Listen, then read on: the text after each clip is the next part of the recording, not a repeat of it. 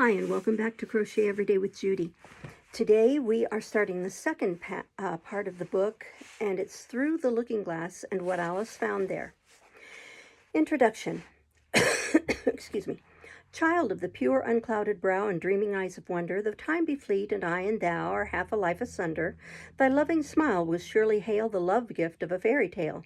I have not seen thy sunny face, nor heard thy silver laughter. No thought of me shall find a place in thy young life's hereafter.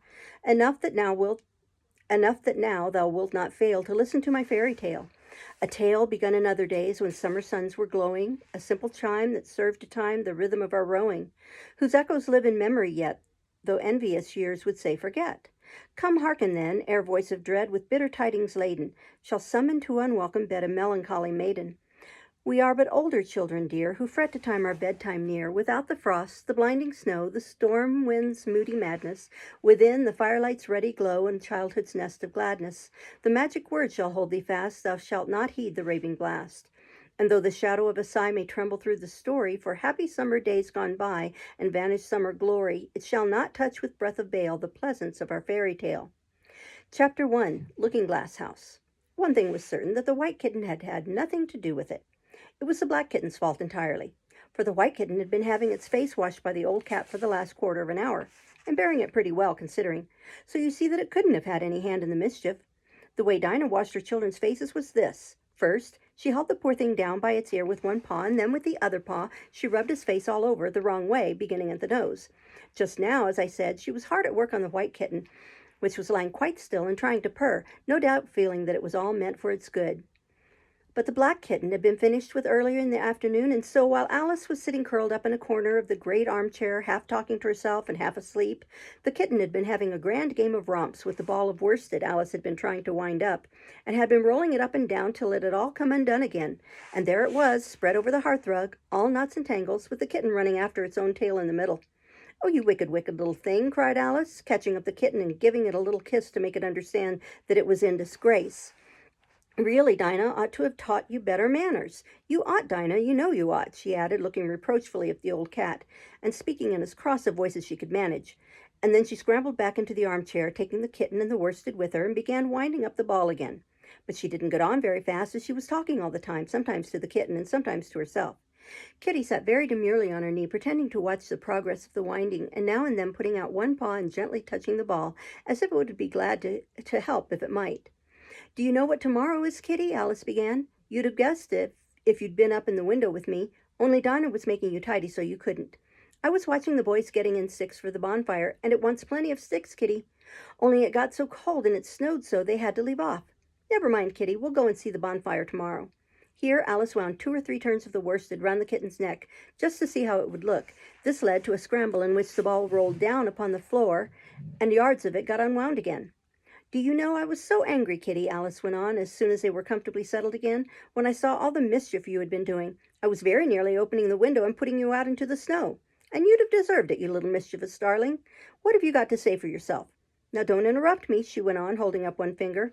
"I'm going to tell you all your faults. Number 1, you squeaked twice while Dinah was washing your face this morning. Now you can't deny it, Kitty. I heard you. What's that you say?" Pretending that the kitten was speaking.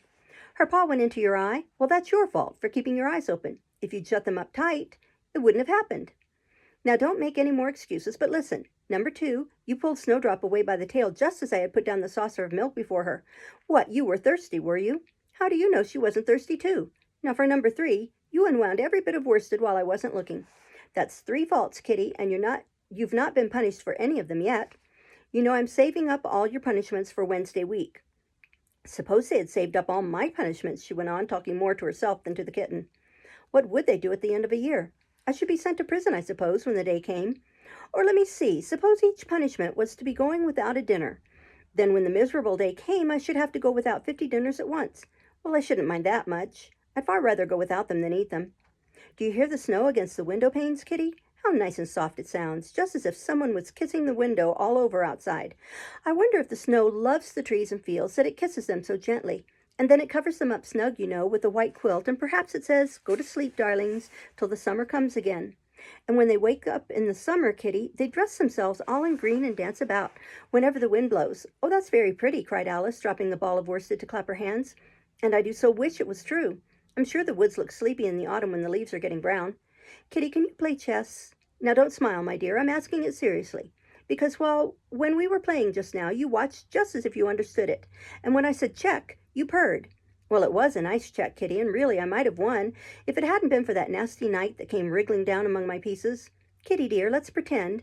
And here I wish I could tell you half the things Alice used to say, beginning with her favorite phrase, let's pretend. She had had quite a long argument with her sister only the day before, all because Alice had begun with, let's pretend we're kings and queens. And her sister, who liked being very exact, had argued that they couldn't because there were only two of them, and Alice had been reduced at last to say, well, you can be one of them then, and I'll be all the rest. And once she had really frightened her old nurse by shouting suddenly in her ear, Nurse, do let's pretend that I'm a hungry hyena and you're a bone. But this is taking us away from Alice's speech to the kitchen. To the kitten. Let's pretend that you're the Red Queen, Kitty. Do you know, I think if you sat up and folded your arms, you'd look exactly like her. Now do try, there's a dear. And Alice got the Red Queen off the table and set it up before the kitten as a model for it to imitate. However, the thing didn't succeed, principally, Alice said, because the kitten wouldn't fold its arms properly. So to punish it, she held it up to the looking-glass that it might see how sulky it was. And if you're not good directly, she added, I'll put you through into Looking-Glass House. How would you like that? Now, if you'll only attend, Kitty, and not talk so much, I'll tell you all my ideas about Looking-Glass House. First, there's the room you can see through the glass. That's just the same as our drawing room, only the things go the other way. I can see all of it when I get upon a chair, all but the bit just behind the fireplace. Oh, I do so wish I could see that bit. I want so much to know whether they've a fire in the winter. You never can tell, you know, unless our fire smokes, and then smoke comes up in that room too. But that may only be pretense, just to make it look as if they had a fire. Well then, the books are something like our books, only the words go the wrong way. I know that because I've held up one of our books to the glass, and then they hold up one in the other room. How would you like to live in Looking-Glass House, Kitty? I wonder if they'd give you milk in there. Perhaps Looking-Glass milk isn't good to drink, but oh, Kitty, now we come to the passage. You can just see a little peep of the passage in Looking-Glass House, if you leave the door of our drawing room wide open. And it's very like our passage as far as you can see, only you know it may be quite different on beyond. Oh, Kitty, how nice it would be if we only could get through into Looking-Glass House. I'm sure it's got, oh, such beautiful things in it. Let's pretend there's a way of getting through into it somehow, Kitty. Let's pretend the glass has got all soft like gauze so that we can get through. Why, it's turning into a sort of mist now, I declare. It'll be easy enough to get through. She was up on the chimney-piece while she said this, though she hardly knew how she had got there.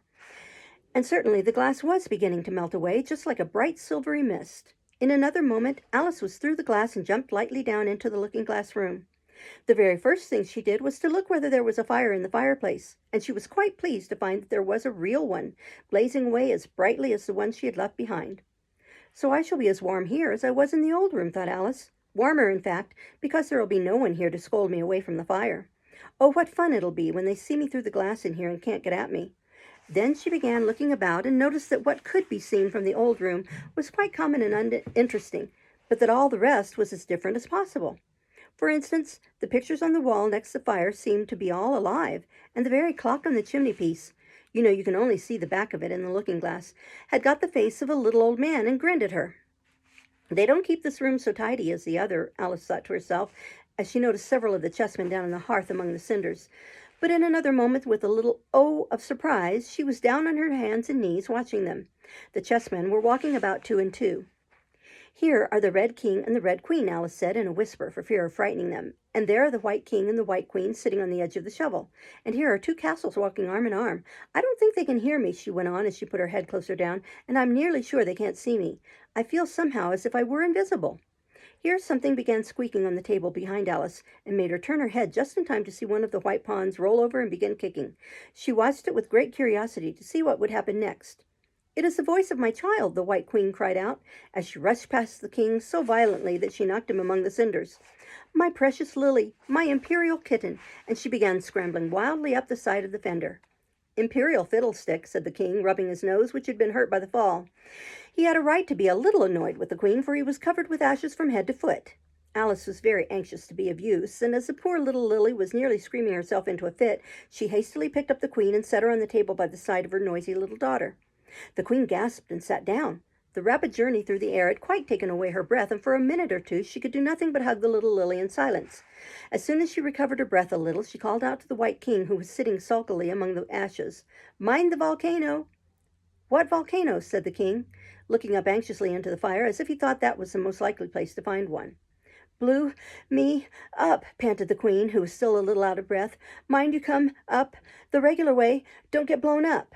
Alice watched the White King as he slowly struggled up from bar to bar, till at last she said, "Why, you'll be hours and hours getting to the table at that rate. I'd far better help you, hadn't I?"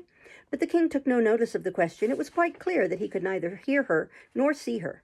So Alice picked him up very gently and lifted him across more slowly than she had lifted the queen, that she mightn't take his breath away. But before she put him on the table, she thought she might as well dust him a little, he was so covered with ashes. She said afterward that she had never seen in all her life such a face as the king made when he found himself held in the air by an invisible hand and being dusted, and he was far too much astonished to cry out, but his eyes and his mouth went on getting larger and larger and rounder, till her hand shook so with laughter that she nearly let him drop upon the floor. "Oh, please don't make such faces, my dear," she cried out, quite forgetting that the king couldn't hear her. "You make me laugh so that I can hardly hold you, and don't keep your mouth so wide open. All the ashes will get into it. There now, I think you're tidy enough," she added, as she smoothed his hair and set him upon the table near the queen. The king immediately fell flat on his back and lay perfectly still, and Alice was a little alarmed at what she had done and went round the room to see if she could find any water to throw over him. However, she could find nothing but a bottle of ink, and when she got back with it, she found he had recovered, and he and the queen were talking together in a frightened whisper, so low that Alice could hardly hear what they said. The king was saying, "I assure you, my dear, I turned cold to the very ends of my whiskers," to which the queen replied, "You haven't got any whiskers." "The horror of that moment," the king went on, "I shall never, never forget." "You will, though," the queen said, "if you don't make a memorandum of it." Alice looked on with great interest as the king took an enormous memorandum book out of his pocket and began writing. A sudden thought struck her, and she took hold of the end of the pencil, which came some way over his shoulder, and began writing for him. The poor king looked puzzled and unhappy and struggled with the pencil for some time without saying anything. But Alice was too strong for him, and at last he panted out, "My dear, I really must get a thinner pencil. I can't manage this one a bit. It writes all manner of things that I don't intend." "What manner of things?" said the queen, looking over the book, in which Alice had put, "The White Knight is sliding down the poker. He balances very badly." "That's not a memorandum of your feelings." There was a book lying near Alice on the table, and while she sat watching the White King, for she was still a little anxious about him and had the ink all ready to throw over him in case he fainted again, she turned over the leaves to find some part that she could read. "For it's all in some language I don't know," she said to herself. "It was like this," and it's backwards in the book. She puzzled over this for some time, but at last a bright thought struck her.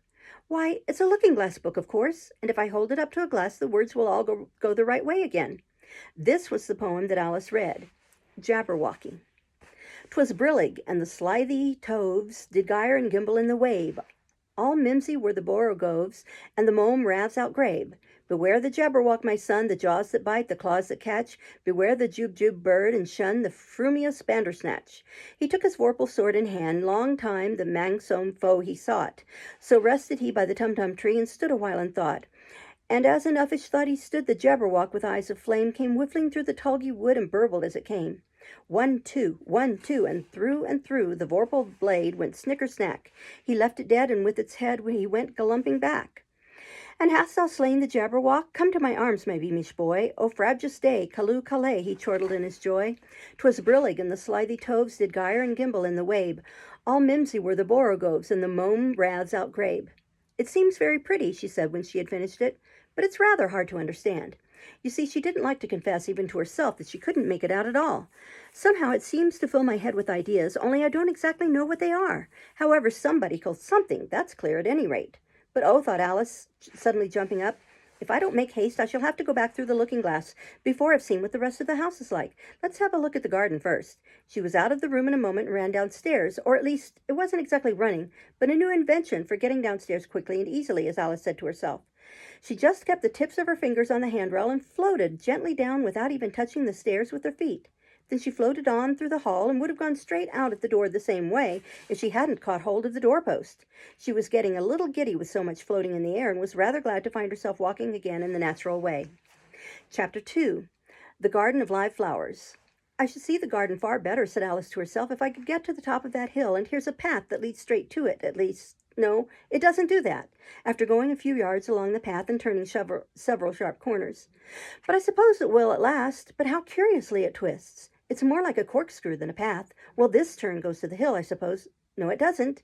This goes straight back to the house. Well, then, I'll try it the other way. And so she did, wandering up and down and trying turn after turn, but always coming back to the house, do what she would. Indeed, once when she turned the corner rather more quickly than usual, she ran against it before she could stop herself. It's no use talking about it, Alice said, looking up at the house and pretending it was arguing with her. I'm not going in again yet. I know I should have to get through the looking-glass again, back into the old room, and there'd be an end of all my adventures. So resolutely turning her back upon the house, she set out once more down the path, determined to keep straight on till she got to the hill. For a few minutes all went on well, and she was just saying, I really shall do it this time, when the path gave a sudden twist and shook itself, as she described it afterwards, and the next moment she found herself actually walking in at the door. Oh, it's too bad, she cried. I never saw such a house for getting in the way. Never. However, there was the hill full in sight, so there was nothing to be done but start again. This time she came upon a large flower bed with a border of daisies and a willow tree growing in the middle. Oh, Tiger Lily, said Alice, addressing herself to one that was waving gracefully about in the wind, I wish you could talk. We can talk, said the Tiger Lily, when there's anybody worth talking to. Alice was so astonished that she couldn't speak for a minute. It quite seemed to take her breath away. At length, as the Tiger Lily only went on waving about, she spoke again in a timid voice, almost in a whisper. And can all the flowers talk? As well as you can, said the Tiger Lily, and a great deal louder. It isn't manners for us to begin, you know, said the Rose, and I really was wondering when you'd speak. Said I to myself, her face has got some sense in it, though it's not a clever one. Still, you're the right color, and that goes a long way. I don't care about the color, the Tiger Lily remarked. If only her petals curled up a little more, she'd be all right. Alice didn't like being criticized, so she began asking questions. Aren't you sometimes frightened at being planted out here with nobody to take care of you? There's the tree in the middle, said the Rose. What else is it good for? And what could it do if any danger came? Alice asked. It could bark, said the Rose. It says bow wow, cried a daisy. That's why its branches are called boughs. Didn't you know that? Cried another daisy, and here they all began shouting together till the air seemed quite full of little shrill voices. Silence, every one of you, cried the Tiger Lily, waving itself passionately from side to side and trembling with excitement. They know I can't get at them, it panted, bending its quivering head toward Alice, or they wouldn't dare to do it. Never mind, Alice said in a soothing tone, and stooping down to the daisies, who were just beginning again, she whispered, If you don't hold your tongues, I'll pick you. There was a silence in a moment, and several of the pink daisies turned white. That's right, said the Tiger Lily. The daisies are worst of all. When one speaks, they all begin together, and it's enough to make one wither to hear the way they go on. How is it you can all talk so nicely? Alice said, hoping to get it into a better temper by a compliment. I've been in many gardens before, but none of the flowers could talk. Put your hand down and feel the ground, said the Tiger Lily. Then you'll know why. Alice did so. It's very hard, she said, but I don't see what that has to do with it. In most gardens, the Tiger Lily said, they make the beds too soft so that the flowers are always asleep. This sounded a very good reason, and Alice was quite pleased to know it. I never thought of that before, she said. It's my opinion that you never think at all, the Rose said in a rather severe tone. I never saw anybody that looked stupider, Violet said so suddenly that Alice quite jumped, for it hadn't spoken before. Hold your tongue, cried the Tiger Lily, as if you ever saw anybody. You keep your head under the leaves and snore away there till you know no more what's going on in the world than if you were a bud. Are there any more people in the garden besides me? Alice said, not choosing to notice the Rose's last remark. There's one other flower in the garden that can move about like you, said the Rose. I wonder how you do it. You're always wondering, said the Tiger Lily. But she's more bushy than you are. Is she like me? Alice asked eagerly, for the thought crossed her mind. There's another little girl in the garden somewhere. Well, she has the same awkward shape as you, the Rose said, but she's redder, and her petals are shorter, I think. Her petals are done up close, almost like a dahlia, the Tiger Lily interrupted, not tumbled about anyhow like yours. But that's not your fault, the Rose added kindly. You're beginning to fade, you know, and then one can't help one's petals getting a little untidy. Alice didn't like this idea at all, so to change the subject, she asked, Does she ever come out here?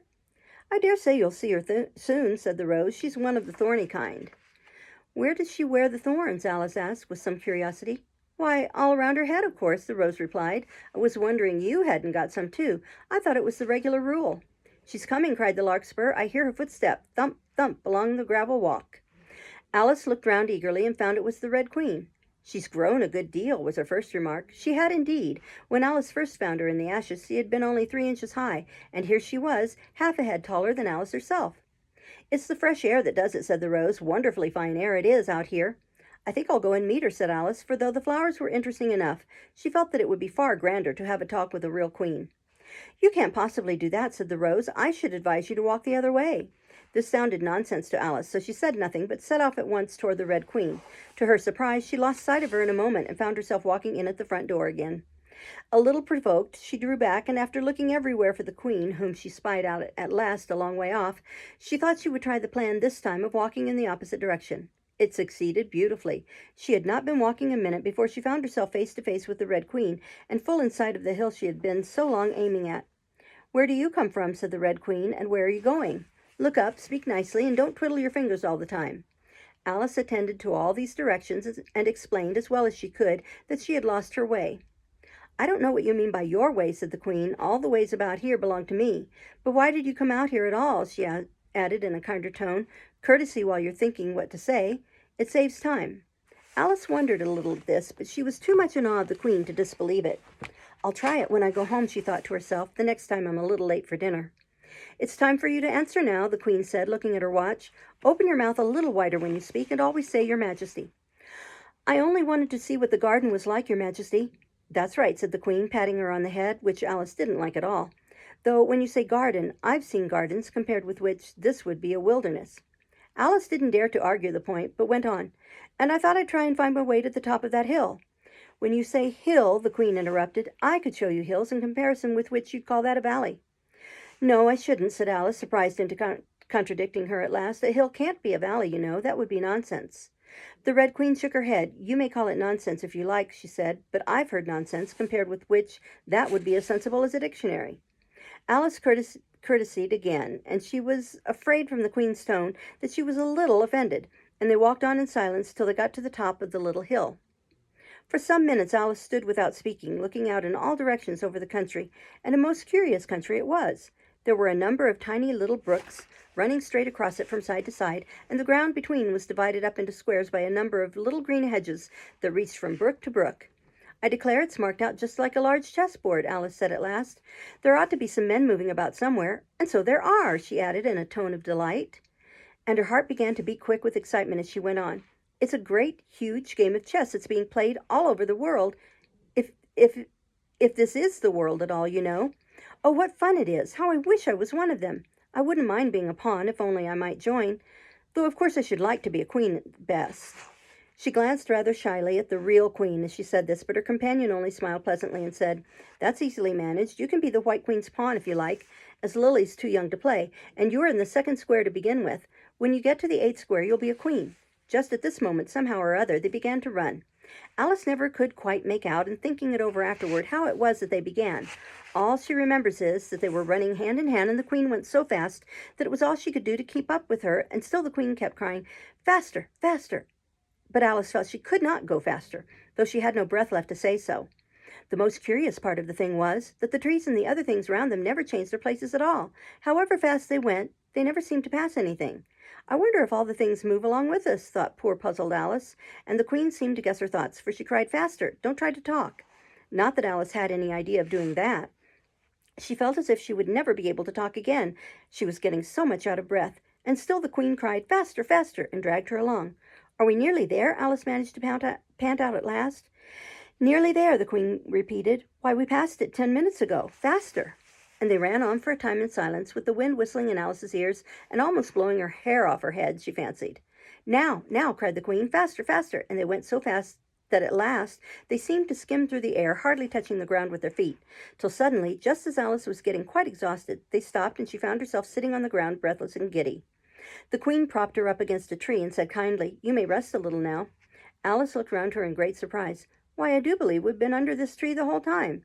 Everything's just as it was." "Why, of course it is," said the Queen. "What would you have it?" "Well, in our country," said Alice, still panting a little, "you generally get to somewhere else if you ran very fast for a long time, as we've been doing." "A slow sort of country," said the Queen. "Now here, you see, it takes all the running you can do to keep in the same place. If you want to get somewhere else, you must run at least twice as fast as that." "I'd rather not try, please," said Alice. "I'm quite content to stay here, only I am so hot and thirsty." "I know what you'd like," the Queen said good-naturedly, taking a little box out of her pocket. "Have a biscuit?" Alice thought it would not be civil to say no, though it wasn't at all what she wanted. So she took it, and ate it as well as she could, and it was very dry, and she thought she had never been so nearly choked in all her life. "While you're refreshing yourself," said the Queen, "I'll just take the measurements." and she took a ribbon out of her pocket, marked in inches, and began measuring the ground and sticking little pegs in here and there. "At the end of 2 yards," she said, putting in a peg to mark the distance, "I shall give you your directions. Have another biscuit?" "No, thank you," said Alice. "One's quite enough." "Thirst quenched, I hope?" said the Queen. Alice did not know what to say to this, but luckily the Queen did not wait for an answer, but went on. "At the end of 3 yards I shall repeat them, for fear of your forgetting them. At the end of 4 I shall say goodbye, and at the end of 5 I shall go." She had got all the pegs in by this time, and Alice looked on with great interest as she returned to the tree, and then began slowly walking down the row. At the 2-yard peg she faced around and said, "A pawn goes 2 squares in its first move, you know. So you'll go very quickly through the 3rd square, by railway I should think, and you'll find yourself in the 4th square in no time. Well, that square belongs to Tweedledum and Tweedledee. The 5th is mostly water. The 6th belongs to Humpty Dumpty. But you make no remark." I didn't know I had to make one just then," Alice faltered out. "You should have said," the Queen went on in a tone of grave reproof. "It's extremely kind of you to tell me all this. However, we'll suppose it said. The 7th square is all forest. However, one of the knights will show you the way. And in the 8th square we shall be queens together, and it's all feasting and fun." Alice got up and curtsied and sat down again. At the next peg the Queen turned again, and this time she said, "Speak in French when you can't think of the English for a thing. Turn out your toes as you walk, and remember who you are." She did not wait for Alice to curtsy this time, but walked on quickly to the next peg, where she turned for a moment to say goodbye, and then hurried on to the last. How it happened, Alice never knew, but exactly as she came to the last peg, she was gone. Whether she vanished into the air, or whether she ran quickly into the wood, and she can run very fast, thought Alice, there was no way of guessing, but she was gone, and Alice began to remember that she was a pawn, and that it would soon be time for her to move. We'll stop there and start tomorrow with Chapter 3. Thank you. Bye-bye.